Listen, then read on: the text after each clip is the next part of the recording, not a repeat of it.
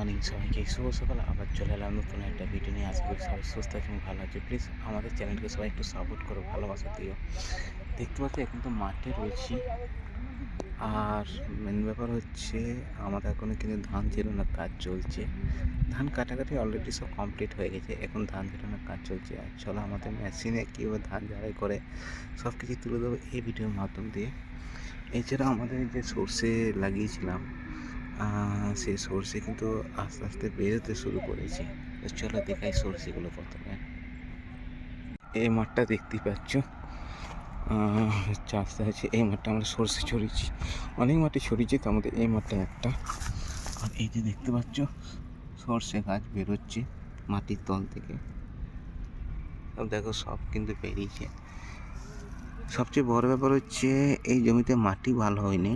মানে আমাদের যে জমিগুলো আপাতত চাষ দিচ্ছি, লাস্টে যেগুলো চাষ দিচ্ছে সেই জমিগুলোতে একবারেই মাটি হয়নি, কিন্তু সর্ষে ভালোই বেরিয়েছে। যেটা ভাবছিলাম যে বেরোবে না, হয়তো আবার আমাকে ভাঙতে হবে, কিন্তু সেটা না, সর্ষে বেশ ভালোই বেরিয়েছে। এই হচ্ছে ব্যাপার। আমাদের গ্রামের সুন্দর ভিউ দেখতেই পাচ্ছ।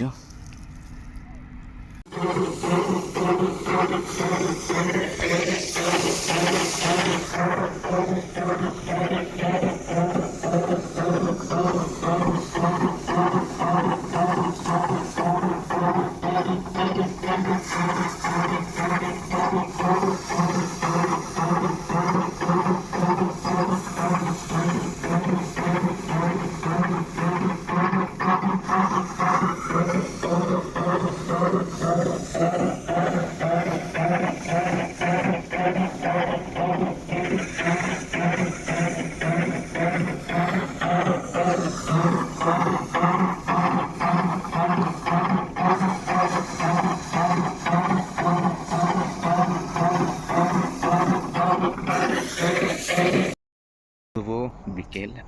এখন চলে এসেছি আবার মাঠ। দেখতে পাচ্ছ মাঠে ধান ফান এখানে সব রাখা আছে। এদিকটা বেশ খালি হয়ে গেছে। আর এই যে আমাদের ধান, কিন্তু ব্যাপারটা হচ্ছে এখন মাঠ পুরো ফাঁকা। ফাঁকা বলতে কোনো মানুষজন নেই। বাবা থাকতো, বাবা আজকে একটু বাইরে গেল। যাই হোক, যারা কাজ করছিল তারাও কিন্তু বাড়ি চলে গেছে 2টোর সময়। তো মাঠ একদম বলতে গেলে একদম ফাঁকা, শুধু আমি ছাড়া কেউ নেই। এইদিকে আমাদের যে সবজি গাছগুলো দেখাবো, যে এই মুহূর্তে সবজি গাছগুলো কেমন হয়েছে। আমরা অনেকদিন আগে একটা ভিডিওতে দেখেছিলাম আমাদের সবজি গাছ কীরকম ছিল। সবজি গাছ কিছু কিছু জায়গা খুব খারাপ কন্ডিশন হয়ে আছে। তো চলো দেখাই। আমাদের সবজি গাছ প্রথমেই চোখে পড়বে এই ফুল গাছ, রক্তগেঁদা। অসাধারণ লাগছে, মানে এই ফুলগুলো এত সুন্দর লাগছে, মানে সত্যি। আর এ হচ্ছে আমাদের এগুলো মূলো গাছ, যেগুলো দেখিয়েছিলাম অনেক দিন আগে, যেগুলো ছোটো ছোটো ছিল। এখানে কপি আছে, বাঁধাকপি, মানে কপি বলতে 2 রকম কপি আছে, পালং শাক আছে। এই যে গাছ দেখতেই পাচ্ছ, যা যা গাছ ছিল সবই আছে।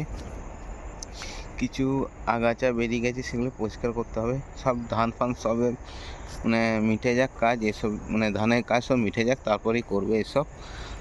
এ হচ্ছে কি বলে, সর্ষে ফুল।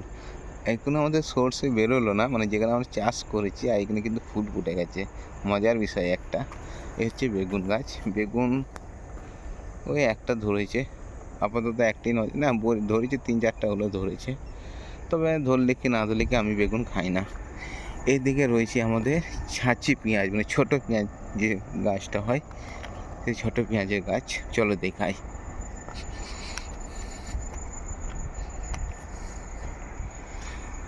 এই হচ্ছে ছোটো পেঁয়াজের গাছ, দেখতে পাচ্ছ ছোটো ছোটো বেরিয়েছে, কিন্তু জাস্ট 3-4 দিন আগে লাগানো হয়েছে। কালা পিসে লাগিয়েছে। শর্ট ভিডিওর মাধ্যমে হয়তো তোমরা দেখেছো কালা পিসে এখানে পেঁয়াজ বসাচ্ছিল। এই যে দেখতেই পাচ্ছ। আরও লাগাবো, আরও লাগানো অনেক কিছু। এই দিকটা পুরো ফাঁকা আছে, এখানে কিছু এখনো লাগানো হয়নি, সব লাগাবো। ধানের কাজটা শুধু মিটে যাক। আমাদের সবজি বাগান, এগুলো জানি না কি গাছ বেরিয়েছে, আগাছ না কি গাছ জানি না, যাই হোক। এই হচ্ছে ব্যাপার। তো চুলটা দাড়িটা এরকম কেটেছি, কেমন লাগছে অবশ্যই কমেন্ট করে জানাবে। 2 দিন হলো কেটেছি।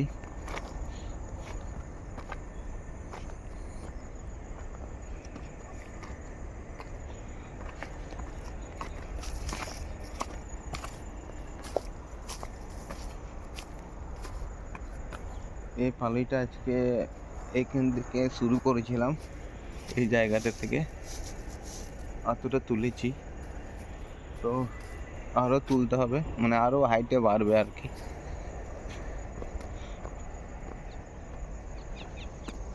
এই হচ্ছে আমাদের ধান।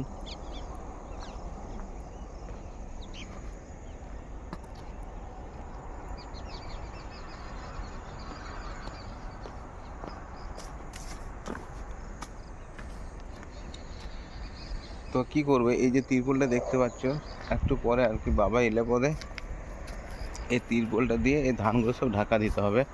রাতে যদি কোনো কারণে বৃষ্টি যদি হয় তাহলে ভিজবে না।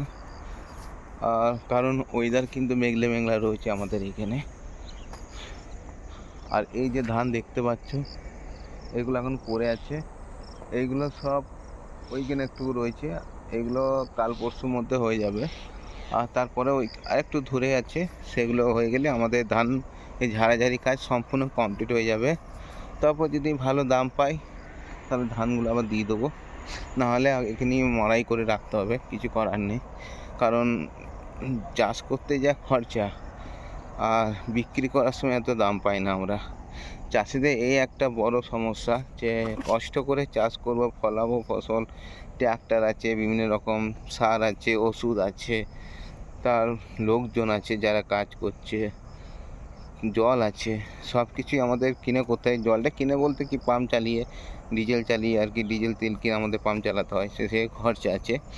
কিন্তু সেই হিসাবে দেখতে গেলে দামের যা দর, হয়তো 1030 টাকা আমি কালকে শুনলাম, মানে অনেক কম, চাষিদের ক্ষেত্রে অনেক কম। আর আমরা যখন চাল কিনে খাচ্ছি 45 টাকা 42 টাকা কিলো চাল, চিন্তা করো। এরকম একটা সমস্যা, মানে 40 ইন্টু যদি ধরি না 60, মানে 60 কেজিতে এক বস্তা হয়, 2400 টাকা তারা বস্তা হচ্ছে। আর চাষিরা সেখানে তার হাফও পাচ্ছে না। বুঝতে পারছো, চাষিদের অনেক, মানে বলে না যে অনেক কষ্টের ফসল, কিন্তু চাষিদের কোনো লাভ হয় না। মানে একটা সময় ছিল ধান চাষে যেটুকু একটু লাভ ছিল, কিন্তু এখন কোনো লাভ নেই একদম। কারণ আমাদের এখানে সবচেয়ে বড় সমস্যা হচ্ছে, আমাদের এখানে প্রচুর পরিমাণে পলিউশন হয়, কেমিক্যাল তো নানা রকম ভেসে আছে, বিভিন্ন রকম ফ্যাক্টরি রয়েছে আমাদের আশেপাশে, সেই কারণে জমির উর্বরতা অনেকটাই কমে যায়, সেই সঙ্গে ফসলও কমে যায়। ফসলের মধ্যে যে দানাটা, সেটাও অনেক, মানে ধানের মধ্যে থাকে না, সেখানে আমাদের লস হয়। যেখানে আমরা জমিতে আশা করি যে এই জমিতে আমাদের 12 বস্তা ধান হবে, সেই জায়গায় হয়তো 10 বস্তা হলো, এরকম হয় আর কি। যাই হোক, কিছু তো করার নেই। আর আমাদের কৃষিকাজই আমাদের জীবন, সবাই জানো যে আমরা কৃষিকাজের উপর ডিপেন্ড করি পুরোটাই। হ্যাঁ, তো বাবা এইসব কাজ মানে ছোটোর থেকে করছে বলেই কিন্তু এখন আমাদের বাড়িতে চাষবাসটা রয়েছে। আমাদের জেনারেশনে, মানে বাবা যদি মারা যায়, যখন মারা যাবে, যদি আমি বেঁচে থাকি, তো বাবা বলে তুই চাষ করতে নামি, কিন্তু আমার চাষের টেকনিকটা একটু অন্যরকম, যেখানে বাবার পোষায় না। আর বাবা যেভাবে চাষ করে আমার পোষায় না, মানে আমার কেমন লাগে, মানে বিভিন্ন রকম মানুষের বিভিন্ন রকম টেকনিক থাকে না, সেরকম আমার ইচ্ছা আছে, যদি কখনো আমি চাষ করি, বাবা মারা যাওয়ার পর করবো, চাষ করবো, এটা নয়। আমি আগেই বলেছি যে জমিকে কখনো ফেলে রাখতে নয়, সোনার ফসল, সোনার জমি আমাদের।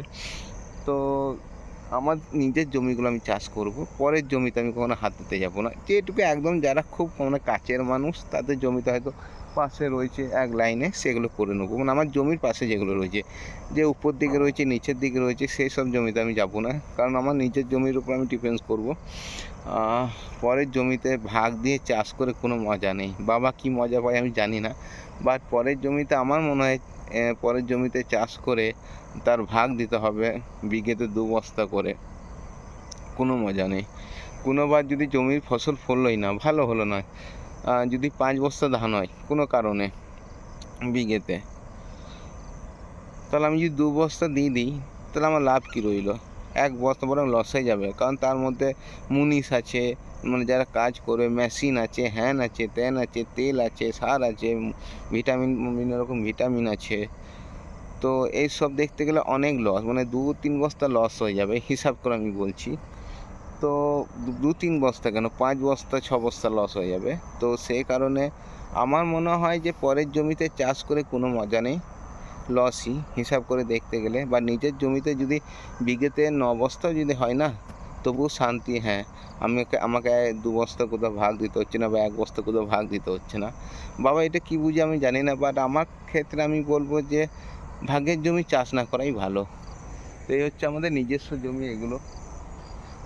তো এগুলোর উপরেই আমরা ডিফেন্স করে আছি যে বাবা যতদিন চলছে বাবার মতো করে চালাক, কিছু বলার নেই। যখন আমি চাষ করবো, এটা নয় বাবা বলছে চাষ আমি করব, কারণ আমি যতদিন বেঁচে থাকবো চাষ এই জমিতে হবে। এই জমিতে আমি ফসল ফলাবো, কম হোক বেশি হোক ফসল আমি ফলাবো। কিন্তু হ্যাঁ, জমিকে কখনো খালি করব না। কিন্তু বাবার টেকনিক, যে টেকনিকে মানে চাষবাস করে, আমি সেই টেকনিকে চাষবাসে আমি যাবই না। কারণ আমি আমার জমিগুলো ছাড়া অন্যের জমিতে আমি হাত দিতে যাব না। মানে অন্যের জমি বললাম না, খুব যারা কাছের মানুষ আমার জমির পাশে একদম রয়েছে, গায়ে রয়েছে, এলের মানে এপাশে ওই পাশে রয়েছে সেই জমিগুলোতে। তাছাড়া মানে যারা খুব কাছের মানুষ তাদের, আদার্স কারোর জমিতে না। তো আমাদের এখানে 1টা 2টো 3টে 4টা 5টা এখানে 6টা জমি আছে, ছোটো বড়ো মিলে। তো এই 6টা জমি এখন আমাদের বর্তমান রয়েছে। আরও জমি ওইদিকে ছিল, 2-1 জায়গায় আছে। কিছু জমি একদিকে আমরা বিক্রি করে দিলাম, কারণ আর তো কে দেখবে। অ্যাকচুয়ালি আমার 2টো মেয়ে, এবার আমরা যদি মরে যাই, মেয়েরা সব বিয়ে করে শ্বশুরঘর চলে যাবে, জমিগুলো কী হবে? এই জমি নিয়ে জামাইদের মধ্যে মানে বিবাদ শুরু হবে, বুনে বুনে বিবাদ শুরু হবে, সেটা আমি কখনোই চাই না। আমাদের ভিডিওটা প্লিজ সবাই সাপোর্ট করো, মানে আমাদের চ্যানেলটাকে সবাই একটু ভালোবাসা দিয়ে, তোমাদের কাছে অনেক অনুরোধ করছি, বারংবার অনুরোধ করছি, প্লিজ যারা আমাদের ভিডিও দেখছো কেউ স্কিপ করো না।